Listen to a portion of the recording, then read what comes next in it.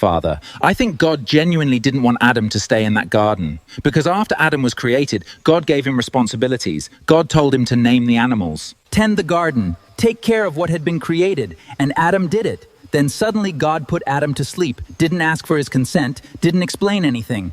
And when Adam woke up, there was a woman standing beside him like a Christmas gift. And then God called her a helper. But Father, help her for what exactly?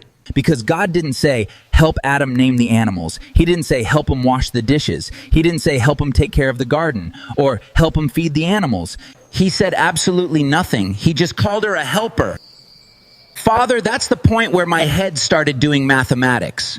Because the first major help we actually see Eve provide was helping Adam leave the garden. And the strangest part, Satan and Adam had already been in that garden for a long time. Yet Satan couldn't get Adam out. Then God brought Eve, and in less than 2 seconds, Adam was thrown out like a stone.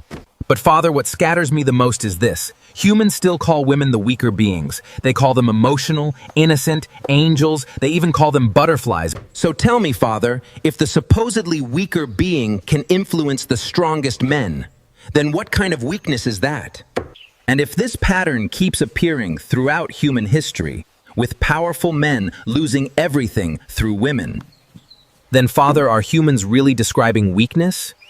Or are humans just describing a kind of power they don't know how to recognize?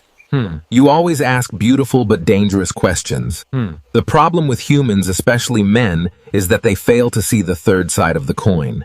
And women instinctively know this, because what humans call weakness may just be a mask behind the face. Sit tight, let me tell you a quick story about 3 men and 1 woman. There was once an empire unlike anything humans had ever seen. It belonged to the Creator. He had built everything inside it, the land, the rivers, the animals, the birds, and every creature had its place. Then the Creator brought a man into the empire. He gave him authority over what had been created. The man named the animals.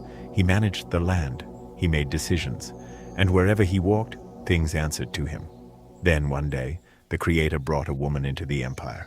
He placed her beside the man. She was beautiful, gentle, and the man loved her. At first, everything seemed perfect, but after some time, something began noticing something. She looked at the man and thought, we look alike. We have the same flesh. We live in the same empire. We eat from the same land. We stand beside each other.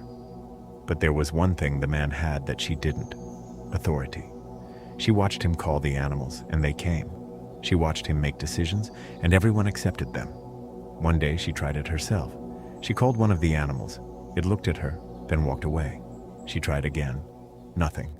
Another day, she asked the man to do something for her. He smiled, but he didn't move. She tried again. Still nothing. And something inside her became uncomfortable. Not anger, not hatred. Something quieter, something she couldn't explain. She looked at the man and thought, why does he have that authority, and I don't? She never said it aloud. She didn't want him to know she was measuring the difference, but someone else had already noticed. The Watcher. He had been observing the empire from a distance. He had watched the man arrive. He had watched the woman arrive. And he had watched the woman's eyes every time the man exercised his authority. One evening, the Watcher smiled. He looked at the woman and whispered, so that's what is bothering you. She didn't hear him, but he understood. She didn't simply want to stand beside authority. Somewhere inside her, she wanted to know what it felt like to possess it. And the Watcher decided to test that desire. One day, while the man was away, he approached her. He pointed toward a particular fruit and said, do you know why the Creator told you not to eat that? She looked at him. Why? The Watcher smiled. Because if you eat it, you will become like the Creator. She froze.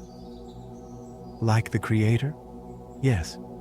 And suddenly, the fruit looked different, because in her mind, being like the Creator didn't simply mean knowing more. It meant something else. If I become like him, the animals will answer to me.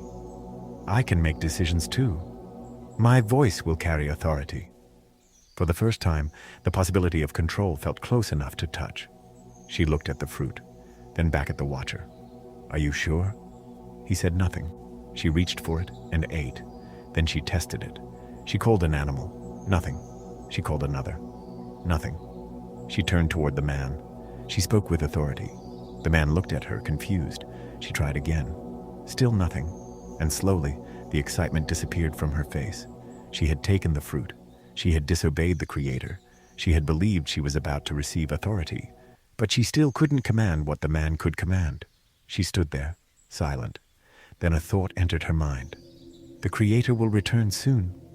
If I do nothing, I'll face the consequences alone. She looked at the man, then at the tree, then back at the man. The man noticed nothing. He was still moving through the empire, completely unaware. He thought everything was still under control.